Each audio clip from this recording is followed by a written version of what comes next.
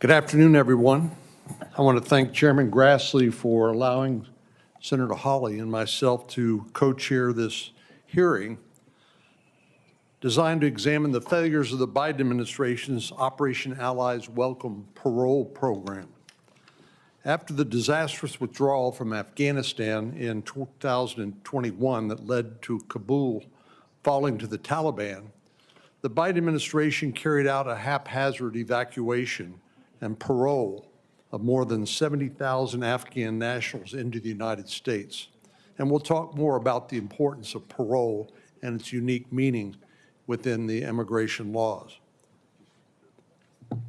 But many of the 70,000 Afghan nationals that were paroled in the United States were unvetted and allowed to travel throughout the United States even when we had derogatory information or concerns about them.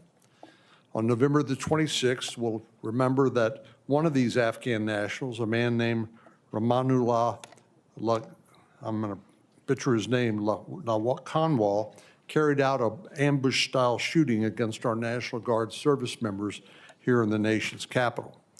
One of them was killed, Sarah Beckstrom.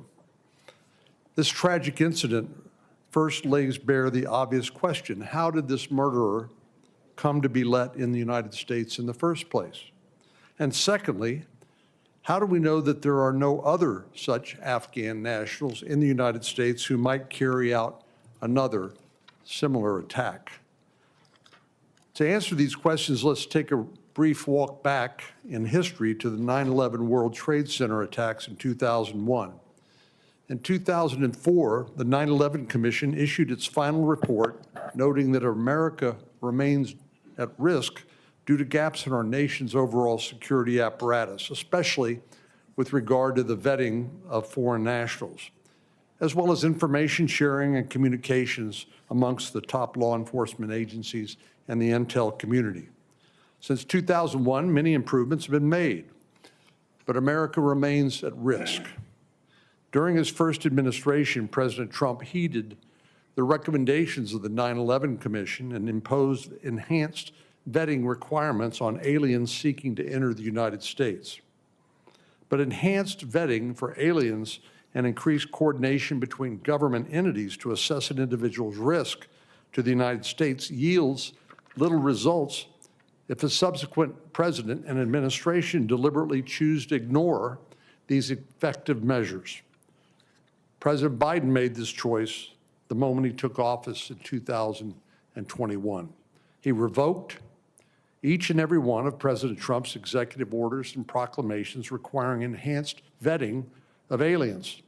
Similarly, President Biden revoked an assessment of the security apparatuses of countries around the globe who had nationals seeking to enter the United States. But the bigger blunder came in April of 2021 when President Biden charged ahead with the announcement that the United States would withdraw from Afghanistan by 9/11/2021. During his first administration, President Trump created a strategy for an effective drawdown in Afghanistan based on input from military leaders on the ground. President Biden chose to ignore that strategy, presumably to land another rebuke of President Trump's policies or to make a political point. Whether President Biden rushed forward with full knowledge and deliberation or was wholly unaware of what was orchestrated by his staff under him is a question best left for another day and another hearing. But one thing's clear: responsibility for the failures with the withdrawal and evacuation from Afghanistan lies squarely at the feet of the Biden administration. Not one of the agencies during his tenure in office were prepared for the speed with which Kabul fell, nor were they ready for the volume of Afghans who had rushed to the embassy and airport seeking to leave Afghanistan. Neither the Biden State Department, the Department of Defense, nor the Department of Homeland Security had a proper plan in place. They didn't have enough information on the number of people who needed to be evacuated, let alone who most of these people were, especially if they were not directly associated with the embassy. There was no real guidance, policies or procedures in place, and as noted in one report, the agencies essentially made up policies and procedures on the fly, essentially on an ad hoc basis. One Deputy Inspector General stated informally, that he believed the bombing at Abbey Gate on August 26, 2021, which killed 13 service members, was a direct result of the lack of coordination and failure to have the right information about the anticipated volume of people who would be coming or who would be considered vulnerable and in need of evacuation. Let me say that again. A Deputy Inspector General said the bombing at Abbey Gate on August the 26th, 2021, which killed 13 American service members, was a direct result of the failures of the Biden administration. The airlift from Afghanistan was the largest in U.S. history. The DoD, Department of Defense, moved more than 120 Afghan nationals out of Afghanistan in 17 days. One of these nationals were taken to transit. Once these nationals were taken to transit sites outside of Afghanistan, known as lily pads in Qatar, Bahrain, UAE, Kuwait, Italy, and Germany, the department generally only had between 10 to 14 days to transport them from those countries to the United States. The speed and lack of coordination of the withdrawal was far from the only problem. The process by which massive numbers of these foreign nationals was vetted and brought to the United States was also filled with flaws. Let me turn to Operation Allies Welcome. The young man who committed this heinous attack against our National Guard service members on November the 26th was not the recipient of a congressionally passed special immigrant visa program. Rather, he entered the country through Operation Allies Welcome Parole program. You heard me use that term before, and I'll use it again. Under this parole program that was created, or this parole program was created as an end run around Congress. And the Biden administration in the process let in tens of thousands of unvetted Afghans into the country. These individuals had no honorable military service or sacrifice that warranted special treatment. In fact, most of them had no immigration status at all, which is why they were admitted under this authority known as parole.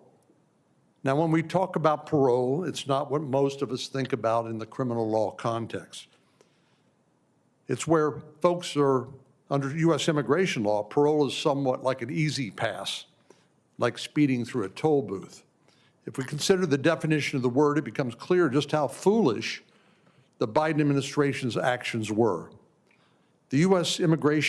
Citizenship and Immigration Service defines the word parole as a discretionary decision to allow inadmissible aliens who are not admitted to the United States to be physically present in the United States.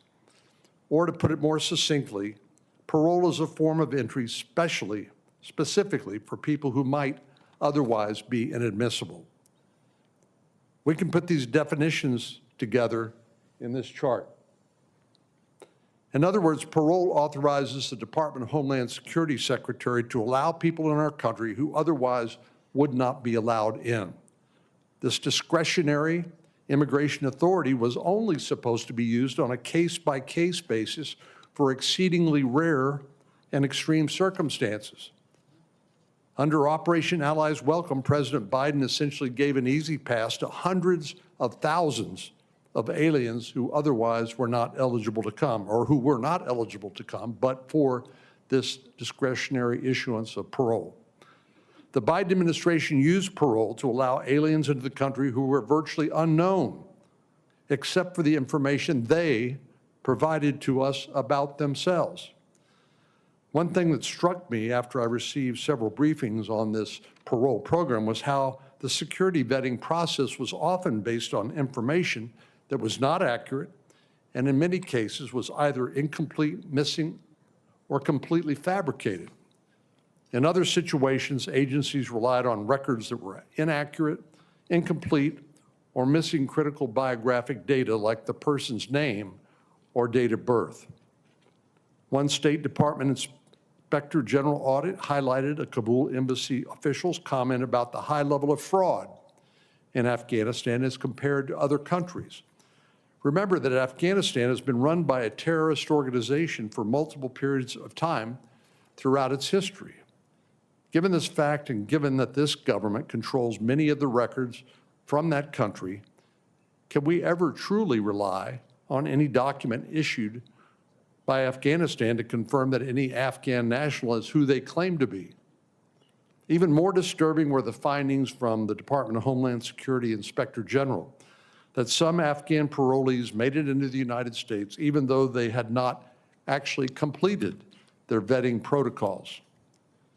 At least 1,300 Afghan nationals were allowed to travel and enter the United States before we even collected their biometrics, fingerprints, photograph, in order to run background checks through the various government databases.